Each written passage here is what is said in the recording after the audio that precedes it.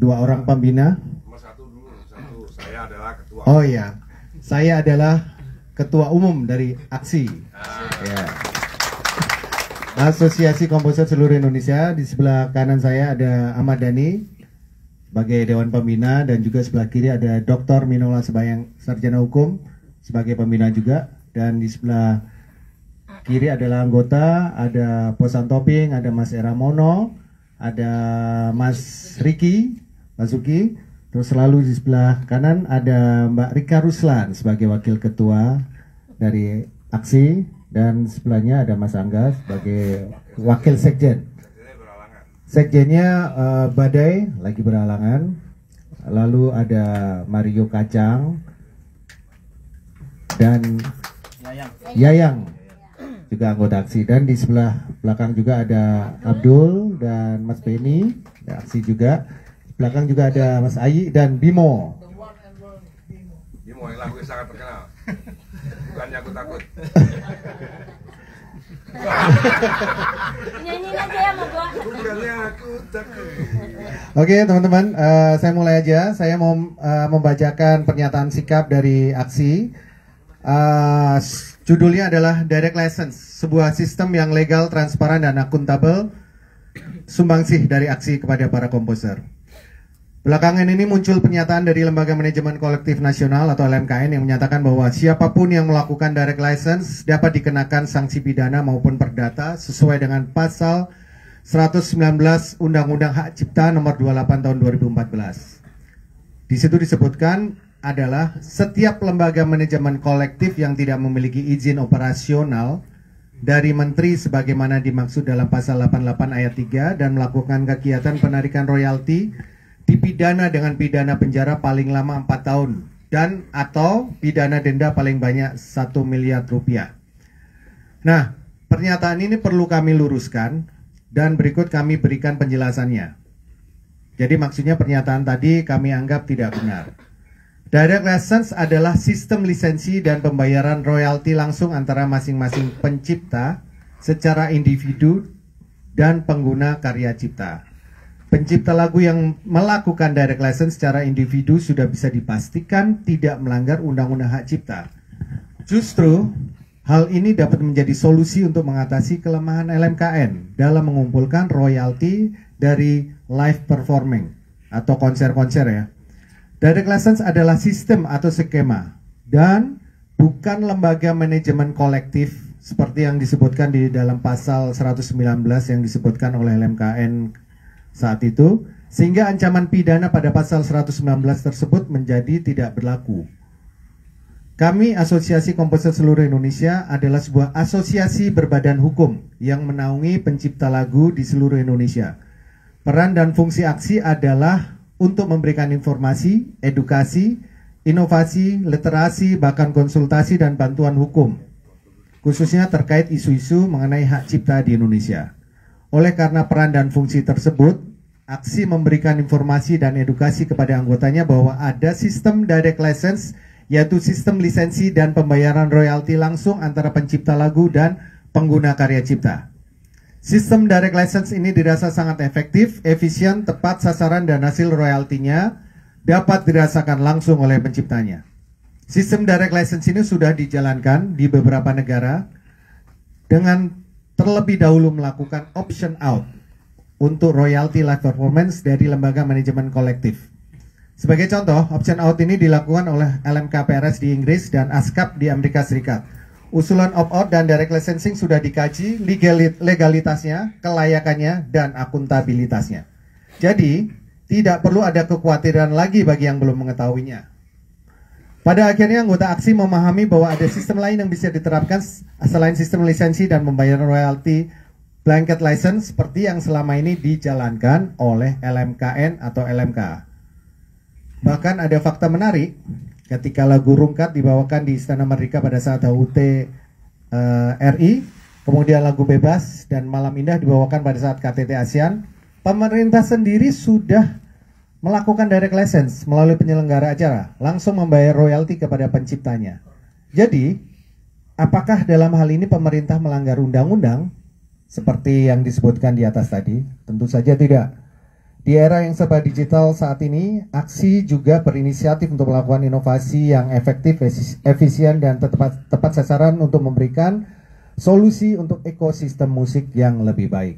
Untuk mewujudkan ini, Aksi sedang mempersiapkan sebuah platform digital yang kami beri nama Digital Direct License atau DDL, yang nantinya akan diintegrasikan dengan Online Single Submission atau OSS perizinan satu pintu, yaitu sistem yang sedang digodok oleh pemerintah untuk mengeluarkan izin keramaian untuk suatu acara yang berbasis digital.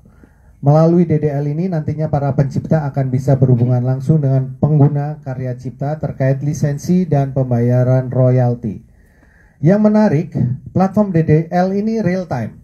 Sehingga apabila ada permintaan lisensi dan pembayaran royalti, pencipta lagu akan mendapatkan notifikasi dan royaltinya akan langsung diterima oleh pencipta secara real time melalui rekening pribadinya. Satu hal lagi yang perlu dijelaskan, bahwa DDL ini memiliki standarisasi perhitungan. Jadi pencipta lagu tidak akan menentukan harga seenaknya. Jadi intinya adalah Aksi memberikan edukasi dan informasi mengenai sistem direct license. Untuk selanjutnya, Aksi akan melakukan inovasi dengan membentuk atau membangun platform digital direct licensing ini yang pada akhirnya masing-masing pencipta lagu akan yang ingin mendapatkan akses atau ingin mendapatkan manfaat dari digital direct license itu boleh menjadi anggota Aksi. Dan untuk bisa mengakses ke sana harus menjadi anggota Aksi juga tentunya. Supaya semua anggota Aksi dapat memanfaatkan platform ini untuk melakukan direct license. Begitu dari kami. Terima kasih. Jadi saya tambahkan lagi di sini adalah bahwa kekhawatiran bahwa para pencipta akan menetapkan harga seenaknya seperti yang disampaikan itu tidak benar dan hanyalah sebuah dugaan tanpa pengetahuan yang paham akan pasal 119 Undang-Undang Hak Cipta tahun nomor 28 tahun 2014. Terima kasih. Mas Dani mungkin bisa cerita, Mas? Bisa cerita mungkin selaku Dewan Pembina terkait dengan aksi ini. Bang Minola dulu mungkin sebagai pakar hukum. Ya, pertanyaannya apa nih? Pertanyaannya apa nih? Ya itu tadi terkait dengan aksi, kenapa Bang Minola sendiri mau dukung aksi ini. Terus buat Mas Dani kan juga sebagai komposer sekaligus musisi, gimana memperjuangkan ini aksi ini sehingga nantinya komposer mengetahui dan musisi juga mengetahui fungsinya masing-masing. Dari dua ya. Ketua Dewan Pembina juga. Dewan Pembina juga. Wakil. Oh, wakil ya? Ketua ini. Oh, baru tahu saya. Baru tahu gitu. Kalau dari saya, nomor satu adalah perlu dipahami bahwa pernyataan daripada LMKN itu adalah pernyataan hukum saja. Jadi pernyataan hukum yang tidak bisa dipertanggungjawabkan keabsahannya maupun kebenarannya. Jadi semua orang boleh berpendapat soal pasal dan lain-lain. Bagi saya, LMKN hanya berpendapat soal hukum. Jadi tidak perlu tidak perlu dianggap sebagai seorang ahli hukum hak cipta yang berbicara, karena memang mereka semua bukan ahli hukum hak cipta. Yang perlu digarisbawahi kalau mau menjadi clickbait ya, Ahmad Dhani, LMKN adalah kumpulan orang yang bukan ahli hukum hak cipta gitu. Jadi pernyataan mereka LMKN itu tidak berpengaruh pada kami sama sekali, bahkan lebih membuat kami semakin bergerak lebih cepat untuk kita akan memberikan surat somasi kepada semua IO di Indonesia yang melakukan kegiatan konser dengan menggunakan lagu-lagu daripada anggota kami komposer aksi tanpa izin akan kami laporkan ke polisi langsung semuanya. Terutama IO-IO yang kenal dengan saya, pasti mereka tahu bahwa saya serius. Nomor satu siapa sih? IO yang promotor yang terkenal siapa misalnya? Siapa misalnya? Berlian, siapa lagi? Redline, siapa lagi? Otelo, siapa lagi? Dino Hamid, siapa lagi? Pokoknya semua IO di Indonesia, seluruh Indonesia yang menampilkan lagu daripada komposer yang sudah bergabung dan sudah melakukan fakta integritas dengan aksi, mereka semua harus minta surat izin kepada aksi. Kalau tidak ada surat izin daripada aksi, kita akan laporkan polisi. Surat izin dari, maksudnya surat izin dari aksi, terutama surat izin dari komposer yang tergabung dalam aksi. Kita akan laporkan ke polisi. Kalau perlu di dalam konsernya kita langsung bawakan polisi, kita ringkus semuanya, IO, penyanyi dan semuanya. Gitu. Jadi sekian saja dari saya. Menurut saya sudah cukup jadi clickbait untuk teman-teman untuk dijadikan judul. Terima kasih. Ya, terima kasih. Jadi kalau pertanyaannya kenapa mendukung, ya memang sebelum ada aksi ini saya juga sudah merupakan bagian dari teman-teman para pencipta lagu ini, para komposer ini yang suka dijolimi, ya.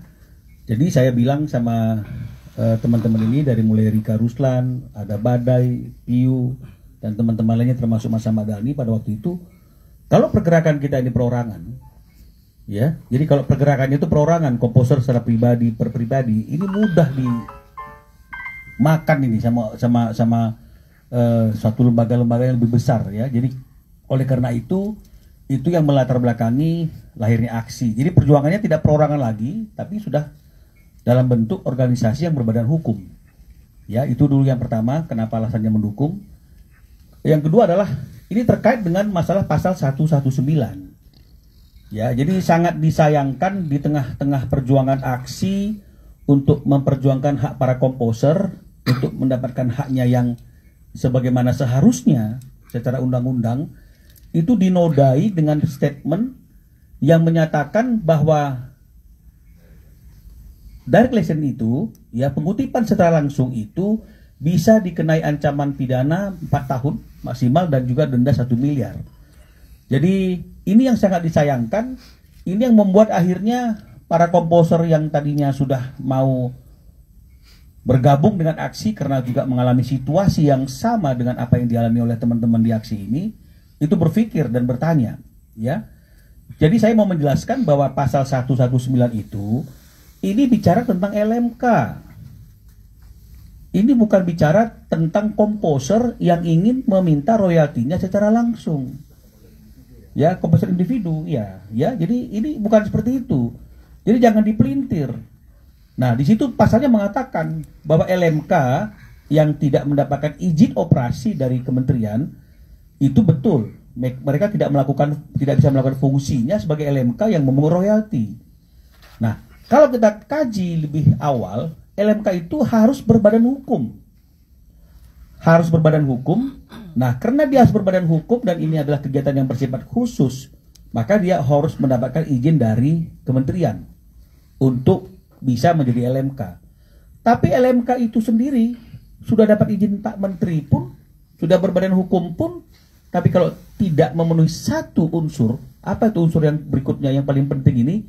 Mendapatkan kuasa dari pencipta, kuasa dari komposer, tetap saja tidak bisa mereka melakukan yang namanya itu pemungutan royalti. Ya, dalam bentuk apapun royaltinya nggak boleh. Udah LMK berbadan hukum, udah dapat izin Pak Menteri, tapi kalau nggak ada kuasa dari pencipta, sama saja bohong. Ya, karena yang mau diurus di sini adalah haknya pencipta, kekayaan intelektualnya pencipta yang mau diurus. Bukan kekayaan siapapun, tapi kekayaan pencipta itu sendiri.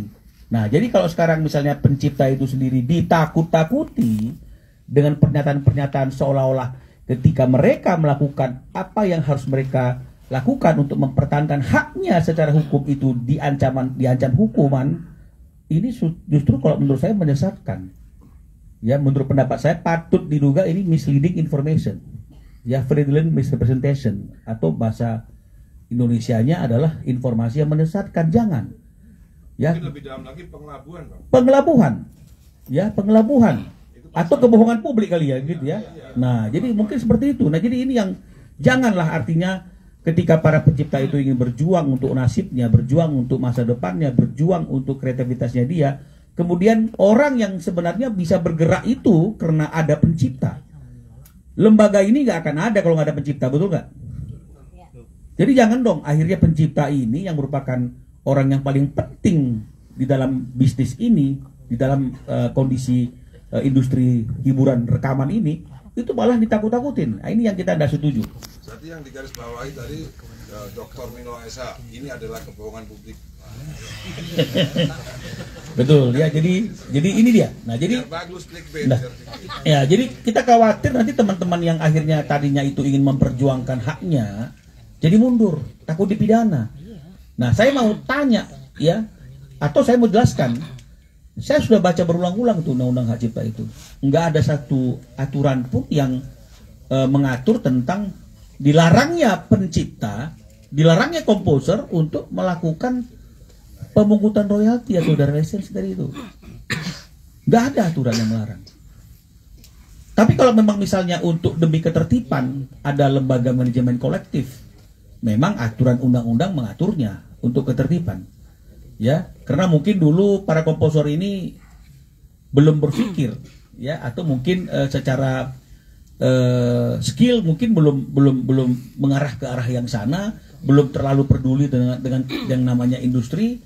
Tapi hari ini ketika mereka melihat mereka berkarya, tapi kesejahteraan mereka tidak terjamin.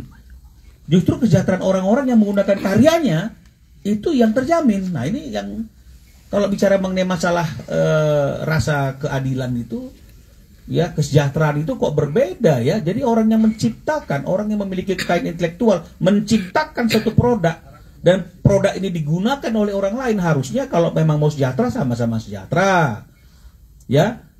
Tapi ini tidak gitu loh. Banyak komposer yang karyanya itu digunakan, komposernya tidak sejahtera-sejahtera, yang menggunakan makin sejahtera. Ini yang bukan kecemburuan juga, tapi artinya kita bicara masalah kepatutan. Masa sih patut nggak sih kita yang punya rumah kontrakan kok kita jadi malahan lebih melarat daripada yang kontrak gitu loh. Ya, kalau misalnya mau mengutip istilah itu ya, jadi kita yang punya mobil kok yang drivernya, supirnya lebih sukses dari yang bukan boleh saja, bukan nggak boleh. Tapi ini kan sangat disayangkan sekali kalau misalnya kemudian teman-teman komposer ini terima royaltinya per tahun itu ya ratusan ribu rupiah, ya. Ini nggak masuk akal. Bagaimana mereka mau kreativitas kalau kesejahteraan mereka nggak terjamin? Ya, bagaimana mereka mau menghidupi keluarganya? Apalagi untuk para komposer yang menggantungkan hidupnya dari berkarya. Ya, kecuali misalnya ada komposer yang selain menciptakan lagu dia juga ada bisnis yang lain, ya, ada sumber pendapatan yang lain. Itu misalnya Anang gitu. misalnya itu pun nggak dibenarkan sebenarnya, apalagi kalau itu satu-satunya mata pencariannya. Jadi artinya begini, janganlah kita ada oleh karena komposer ada, terus kemudian di aturan undang-undang manapun tidak ada itu komposer atau pencipta itu dilarang untuk mengeksploitasi atau menggunakan karya ciptanya. Yang ada orang yang menggunakan tanpa izin yang kena sanksi pidana. LMK yang tanpa izin operasi dan nggak ada kuasa dari pencipta itu yang dilarang. Tapi kalau misalnya komposer mengutip secara langsung belum ada aturannya. Ya, bahkan kalau kita lihat dari pasal yang lain itu pasal 82 kalau saya tidak salah itu dikatakan kalaupun sudah di tangan LMK, walaupun misalnya LMK itu sudah melakukan perjanjian lisensi dengan pihak manapun, tapi tidak membuat perjanjian lisensi itu menghabisi sebuah hak komposer. Ya, jadi jangan sekarang tiba-tiba propagandanya itu seolah-olah komposer itu sudah tidak punya hak lagi. Begitu dia memberikan kuasa, selesai. Ini sesat.